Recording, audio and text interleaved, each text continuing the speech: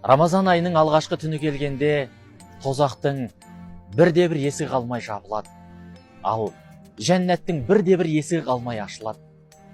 Рамазанның күндізі мен түнінде де дұға тілектер қайтарылмай орындалады. Сенімен жәннаттың арасында кедергі болып тұрған нәрсе тамақ па? Біл, сен бар болғаны күндіз ішетін тамағыңды түнгі уақытқа ауыстырасың. Я, білем, шыдай алмайым деп ойымдайсың. Бірақ Алла тағала пендесіне көтере алмайтын жүкті жүктемейді. Рамазан рухың сауаптың өзенінде шомылатын ай. Рамазан саған бақыт пен байлықты алып келетін ұлы қонақ. Рамазанға төріңнен орын бер.